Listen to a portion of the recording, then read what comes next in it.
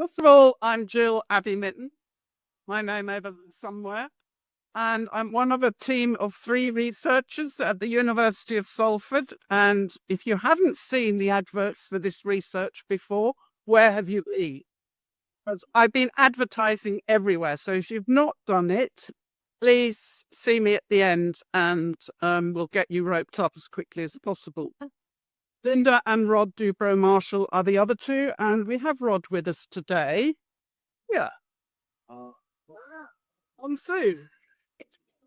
You won't be able to hear him at the moment because I've turned the volume on the speaker down. The speaker's here, but I've turned it down because otherwise, if he rustles his papers, you'll all hear it. Okay. On this slide, this picture is an image of 4 generations of an exclusive brethren family. All in the brethren, obviously not recent. Some groups, of course, now go back decades, don't they? So we're kind of getting used to this idea that some members have got generations going back centuries even. So this paper is about categories. Hence the quote, "We are much too much inclined in these days to divide people into permanent categories, forgetting that a category only exists for its special purpose and must be forgotten as soon as that purpose is served." I agree, Dorothy Sayers. The other thing I wanted to mention was, now I was in Louisville, I was in Barcelona, so some of what you see today will be repetition because it's a different audience every time I see you. So there are some things I have to say each time. Those of you that have read my article in ICSA today, which is called "That's Not Me," I think, will know that I spend a lot of time up in the Swiss mountains. And that's usually where I have my epiphanic moments, as I call them.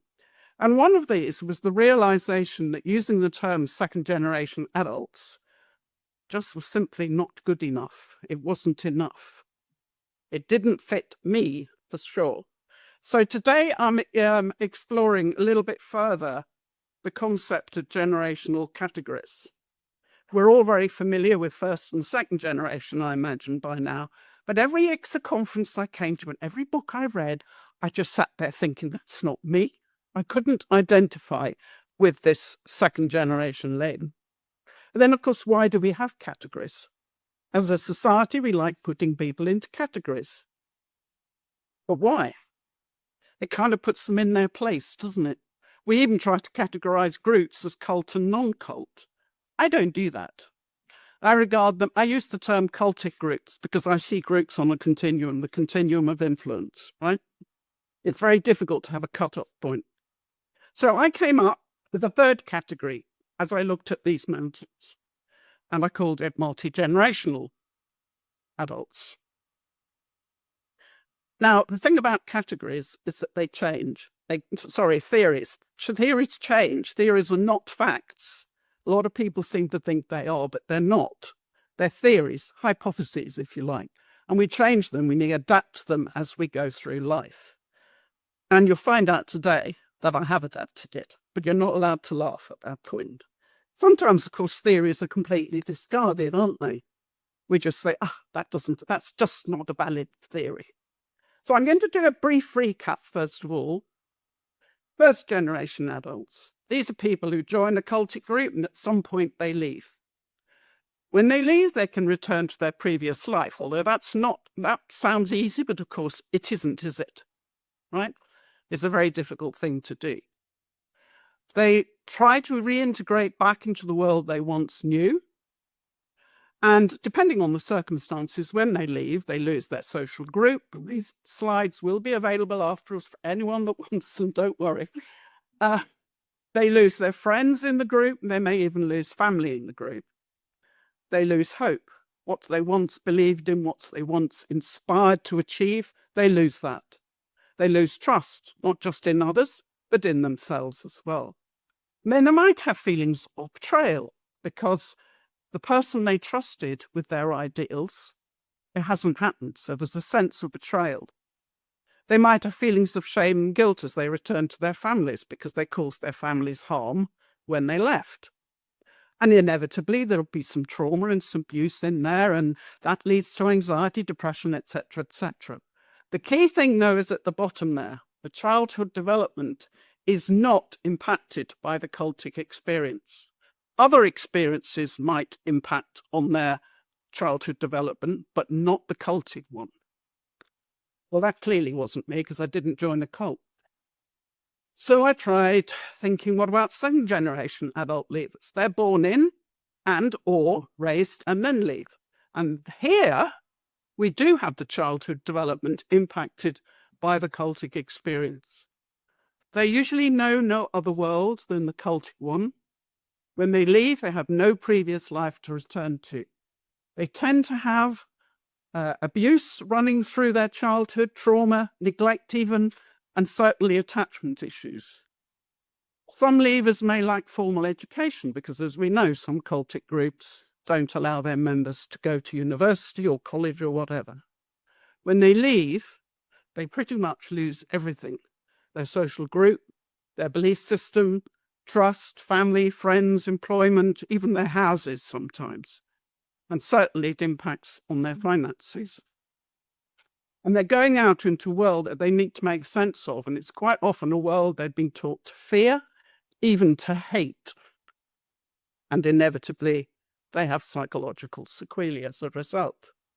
And I sort of read that or thought about that and thought, well, I am born in and or raised, but I wasn't born to a first generation person. So how can that be me, right? Took me a long time to come to the realization, that's not me. This is me. That's not me. I'm not a second generation adult because my parents did not join. They were born in, and their parents' parents were born in. So what category do I belong to, and does it even matter? Do I need to belong to one? Well, theoretically, no. However, in my doctoral research, I had a participant called Ian, who was born the same year as me, but I won't tell you what year that was. And he was also brought up in the exclusive brethren, but there was one big difference. I mean, the point about that he was born the same year is because he experienced the same societal difficulties at the time. We were in the same country, same time zone, everything. The only difference was that he was born to first generation adults. So his parents joined. Mine didn't. So, example of two, might as well offer a comparison. Now, he told me that his family used to talk about all sorts of things at home. They talked about the world that their parents used to live in, the news, World War II, everything they talked about. Philosophy, psychology, biology, you name it, they talked about it. That wasn't the case in my family. And I wrote this in my thesis. My family has a long generational history in the Brethren, so that's the exclusive Brethren. The Brethren movement began nearly 200 years ago, and my ancestors, going back generations, were Brethren. That is my narrative inheritance. We all have a narrative inheritance, the stories that belong to the families and the society that surround us. So I grew up in a very restricted environment in which the only group available to me was the Brethren. So my experiences as a child were very different from Ian's. We didn't talk about science, philosophy, the arts, or anything else at home, other than what was happening in the group at that time and about our relatives and who knew whom and so on. And I never thought of leaving. Life in the Brethren was normal. It was a given. Fortunately for me, my parents decided to leave when I just had my 16th birthday, which was earth-shattering. I mean, I had no idea what was happening. So that wasn't easy, but it wasn't even my choice, the leaving. I still feel that the Brethren are part of me, and always will be. Our childhood was seeped with Brethrenism. They're my family history, my ancestral history. My childhood in the Brethren is part of who I am. My past is my present, and it will be my future. Because, as you know, we are the creation of the environment around us. It's not just genetics. the village that raises us. And why should I deny that? Why should I say that's not me? It is me. I should add here that my philosophy is social constructionism. I take the position that views selves and identities as multiple, constructed, constantly reconstructed through the stories we tell ourselves. That was a book by Kim Etherington. So anyway, I came up with a new idea, multi-generational adults. Great, hooray, brilliant. Now we'll run a piece of research and find out what the differences are between the three categories, right? Easy, everybody will kind of fit into one of them, surely. Yeah, right. But before we get onto that, comparisons are odious, said Lewis Carroll. I agree with him, but they're quite fun to do all the same. So this is a sort of a summary of the thoughts that I've had over time. So second generation adults tend to have knowledge of the outside world. So we're comparing second and multi now, whereas multi-generational, highly unlikely. They might know bits, but not a lot. They may have, the second generation may have non-cultic conversations with the family, like my friend Ian did. But we didn't. They're more unlikely not to have had those non-cultic conversations. Then, bless you. The narrative inheritance of the second generation adults is actually the outside world, and their ancestors were in the outside world. They weren't in the cult. So it's not really related to the cultic group. The more recent history, yes, but not their ancestry, not their narrative inheritance. Whereas for me and others like me, the narrative inheritance can go back several generations. That's my history, brethren. Great. Second generation are more likely to have relatives outside the group, because when they came in, they left their parents outside, their cousins, their uncles, their aunts, their grandparents, they're all outside. Whereas people like me are much less likely to have relatives outside. And if we do have them outside, it's very difficult to find them because they left perhaps, decades ago. In my doctoral thesis, I talk quite a bit about the family being enmeshed by the cultic group. So you can do it like that or you can do it like that. They are enmeshed to the extent that sometimes the child can't differentiate between the two as they're growing up. So they form attachments to both their own biological family, but also the cult family. And actually, in the Brethren, we were taught that the cultic group, the Brethren, were more important than our natural family. Right? So a second generation is therefore less likely to have that deep enmeshment, but the multi-generation are more likely. Now, I mention life skills because second generation adults learn life skills from their first generation parents. We don't. Lots of people who leave don't even know how to open a bank account or go into a restaurant and order a meal. So those are the theoretical differences, right? Lost my place now. It's all very hypothetical and nuanced, but who knows? I'm actually often heard to say, well, I was a Brethren child, and I kind of still am. And I developed a sense of self as a child that enabled me to survive. And I think that was I think that was very good, very clever of me to achieve that, don't you? And all the other children who grew up and developed a sense of self that enabled them to survive. It wasn't a false sense of self, it was real, it was me. And that sense of self is still within me. And at moments of extreme stress, it's his little head up. And I'm grateful for it. So I embrace it. Now, the big $1 million question is, are there going to be any differences between first, second, and multi-generational adults in terms of psychological well-being? So we're now going to turn to the research, which is still in its early stages. There's been an awful lot of work cleaning up the data. Some of you kept missing out questions and so on, and that, God, gives us so much hassle. It really does. Please stop doing it. So it is still very much a work in progress. These are the objectives that we started out with, and today we're looking at number 3, really, though the others kind of come in as well. So to examine if there are any differences between born or raised and those who joined as adults.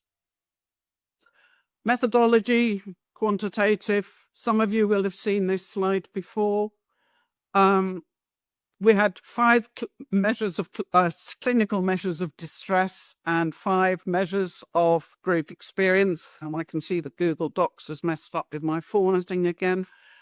Yeah, not much really to say about that. Now we set up with 2 groups: former members of Cultic groups and current and former members of non-Cultic groups, right? Unfortunately, the control group, which is what this second group was, hasn't really taken off. Because how do you persuade people that actually don't have this burning desire to have this research carried out? How do you get them to do it? It's so long, it really does take quite a long time. It's quite a commitment, but we're going to work on that. Criteria, very self-evident, is that the right phrase? They have to be over 18 and have sufficient understanding of English, although I had one French person who actually translated the whole thing. He was so keen to do it. So he translated it all in order to be able to take part. And obviously they need to have been born in and or raised or joined a cultic group. And the former member of non-cultic organisations were things like choirs and mainstream churches or sports clubs and so on. We advertised on social media, and I think this may have caused a bit of a problem. I'll talk about that perhaps later. And we encouraged people to snowball it outwards. So, we said to people, if you've done it, if you know somebody who hasn't done it yet, and especially if they're not on social media, please can you share it? Demographics, nothing particularly special or remarkable here, except there are more than twice as many women as men. But I understand that's inevitable when doing research. However, we do have an anomaly. The exclusive brethren, former members of the exclusive brethren, are even. The mixture of male and female is pretty much even. So that might actually cause some issues. We might have to do some clever statistics with that. Those are the range of dates of birth from 1936 right up to 2006. Nice distribution. And this is the year that they left. So that goes from 1960 right up to this year, actually, 2025. So obviously that's skewed to the right because people at that end are sadly no longer with us. So they can't do it, right? Now, we used a number of different ways to try and ascertain whether people were first, second, or third generation. First one was this one. Which of these statements is true? You were born and raised in the cult and you left. You were raised in the cult but not born in the cult. Joined the cult as an adult. And then the fourth one we added because somebody said to us, I joined the cult at the age of 15, but completely independently of my family. So we added it. Well, these participants come from a huge range of different groups, and we'll see some of them in a minute. And you can see if you add up down the bottom there, we've got 1,162 participants at the moment. We also asked them to self-identify. So are you first generation? Are you second generation? Are you third? Whatever. And then we added this not sure, because some people are not sure. And you can see here that we had 95 people who were not sure, and 25 just thought, I can't do this, and moved on. But and the other thing to note here is that only 19% are first-generation adults. That's too few. We need more, right? So we'll have to work on that. And these are some of the things that people wrote. So my mother joined when I was 5, but my father was born in. So what am I? My father was born in, as was one of his parents, but my mother joined. So what am I? My parents joined when I was 14, and weirdly, 2 of my grandparents are in. So what am I? Right? So there is clearly a problem with categories, right? And most categorical things are actually not categorical. They're on a continuum, just like, in my opinion, cultic griefs are. Fortunately, we asked also, was your mother born in? Was your father born in? Were your grandparents born in? So using that, if they said, yes, my parents were born in, we knew they weren't second generation, didn't we? So that helped a bit. But I did become aware at this point, as I was entering the data into SPSS, that something had not worked very well. Now, I realized that some people were genuinely unsure which category they identified. In the end, this is where you're not allowed to laugh, using the information provided by these further linked questions, I actually figured out that I could go through every single participant and categorize them myself. And so I came up with 10 categories. Yay! I don't think it's complete. First generation are the easiest, right? Because they joined. Second generation, now some of them were born to first generation adults, that's fine, but their parents joined after they were born. And the participant was a child of over 12 years of age when the parents joined. Then we have parents who joined after their birth, aged 12 years or under. And then we have the more pure first-generation adults, 2.3. They were born to first-generation adults where both parents joined before their birth. So they're kind of pure FGAs, right? Then we start getting into real muddy water. One parent born in, no grandparents. One parent born in, one grandparent, so on, all the way down to the bottom. Both parents born in and 3 to 4 grandparents born in. So I see those as being more pure MDAs, right? Okay, why am I doing this? Well, just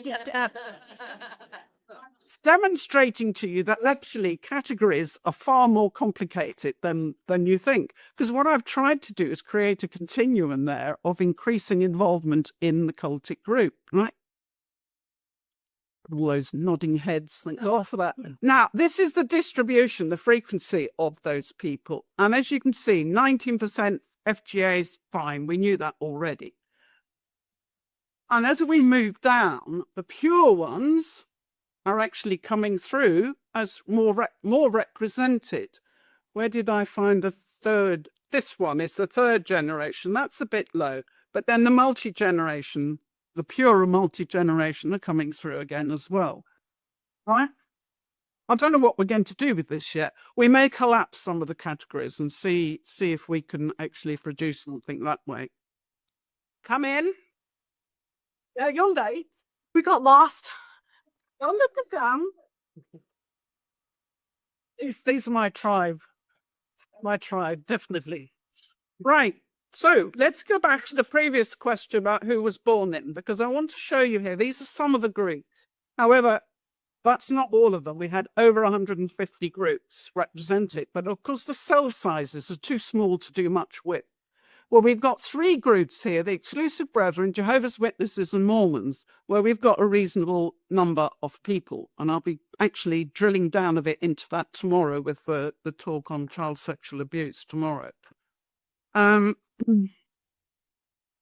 What's interesting here, though, and the reason I'm showing you this is you can see the Exclusive Brethren have got nobody joining except for one poor person who was less than 18, right?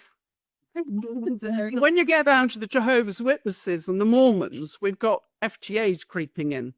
And I was actually hoping to have more first-generation Jehovah's Witnesses so that we could do a nice, neat little comparison of those born in and those who joined, because they've all been in the Jehovah's Witnesses, but they have had different experiences. Of course, a few years ago, Lorna might know this, I think that table would look a bit different, because when I first started attending ICSA, almost everybody was a first generation. That was in Brussels. I can't remember what year that was now, but it was a while back, wasn't it? Okay. Oh, and there's a list of some of the other groups. It's not complete because I haven't updated it. We've had more people from other groups creeping in. But there are the cell sizes of all of those, including Scientology. Scientology was on the other one. Tomorrow you'll hear me say it's a pity we haven't got more of the Children of God or the Family International. For obvious reasons, really. Right. Loss of family. Now, this is where we start seeing something interesting happen. So you've got, this is no longer 1,162 because we've taken out those people who weren't sure and we've taken out the people who skipped the question. Right? I mean, I can probably go through and put people myself into the categories, but I didn't really want to do that. But what's interesting here is that as far as children are concerned, when the people left, it's more or less even across the generations. Yeah. When you look at parents, however, it starts looking different. So moving to the right, the second generation lost, more of them lost parents than the first generation, and the third generation lost more parents than the second generation, and so on. I'll show you a graph in a moment. And the same things happened with other relatives. And then there was one overall question. Did you lose any relatives when you left? Yes or no? And here we get this 71% in the third, the multi-generation, as against the other two. And you can see this probably more easily on a graph. You can see how the numbers go up to the right as the generations move on. Hotel key. I've got a bit lost. Where am I? It's 27. Yeah, okay. So the next one is, of course, when you leave family behind you quite often, and the family is still in, unless they died or they came out as well. So we were interested to know how that looked. And you can see the children again. It's kind of pretty even Stevens, and the spouse and the partner the same. But the minute you get to mother, father, siblings, cousins, aunts, uncles, the increase is clearly obvious as you go through the generational categories, right? Grandparents, well, obviously first generation are unlikely and second generation are unlikely to have them because that's the previous generations, isn't it? But then finally, when you ask, do you still have family still in? Yes or no? 95% of the multi-generational said yes. 82% of the second generation, but only 35% of the family still in. The graph for that's not quite as clear because we've got too many categories really. But you can see how the green, the it was blue on my laptop, but it's green on here. How the green is considerably higher than all the other groups on those key categories there. Well, how does this play out? I mean, the thing that's important that I ought to mention here, when you've got families still in, it's like you're mourning someone who's still alive, isn't it? And you can't, it's kind of an unresolved kind of grief because they're still there. There's always that hope that maybe one day you will see them again. So, the next thing to ask is how does it play out in terms of psychological health? So we started, first of all, looking at PTSD. I'm not going to go into this in much detail because of time. I don't even know what the time is, but never mind. We use the International Trauma Questionnaire for this. So that's PTSD. Those are the symptom clusters down the bottom there. With the ITQ, you can actually give a provisional diagnosis that someone has met the criteria for PTSD. Complex PTSD is the same, except there are three different groups, three additional symptom clusters that get added in, right? Okay. So we looked at across the generations, first, second, and multi-generation, and there is no difference. Chi-square was not significant. Don't know why yet. We don't know what traumas these people went through. Again, digging deeper into the data, we may be able to, because there's quite a lot of text in the data as well as the numbers, so we might be able to figure that out. How about asking for professional help? Well, here we do have a significant result, but it's not obvious how it seems to be going the wrong way. It almost looks like the first and second generation ask for help more readily than the multi-generational. The only thing I've thought about in terms of that is that a lot of cults do actually teach you to mistrust external agencies, right? And that may be more the case in the multi-generational, where the whole group is kind of in on itself in some way, like the brethren are, for instance. And then we started looking, and this is where my heart sank really, because we looked at all the distress scores across the generations and found nothing. at the moment. We even looked at the difference between whether people lost somebody on leaving and those that didn't. No difference. Current loss, no difference. So I thought about this, because that's what I do, I ponder. There might be an interaction between variables. Maybe there's a gender thing happening in there or something else. So we need to do a bit of the old analysis of variance for those of you that know what I'm talking about. The questionnaires may not have been the right ones. They may not have picked up the differences, whatever they are. Maybe there are differences between the cultic groups. I've already mentioned one, the exclusive brethren have got equal numbers of men and women. Why? Why haven't the others? Does that have a role to play here? Maybe we don't have a representative sample, and that may be true of the first generation, because if you're a first generation, you join, a few years later or whatever, you leave. If you get your life sorted out and everything's fine afterwards, you go off into the sunset. You don't go on to the Facebook groups for your ex-members of your particular group, because you're done with it, you've left, you've gone, right? So that's why I said earlier that maybe social media has given us a slightly skewed sample. So we need your help. Always asking for help. Maybe the answer doesn't lie in quantitative data at all. Or maybe this reductionist approach has not captured the nuances of the participants' lived experiences. So those are my ponderings at the moment. Maybe, though, there's some others. Now, Rod very quickly did some correlations here. So let's have just a quick look at these. They're small but significant positive relationships. This scale, coercive controlled scale, and the next one, are scales that we've been developing at the University of Salford. So correlations are quite informative in that respect. And here you can see they're all highly significant with the measures of clinical distress. Okay, I can't give you a stats lesson right now, but do come and talk to me afterwards. And the same is true for this questionnaire, which I think is quite an interesting one. It's called the Trauma Coerced Attachment Scale. And this measures the extent to which the person feels attached to the group. And that might be to the leader, to the members, to the ideology, or the whole thing.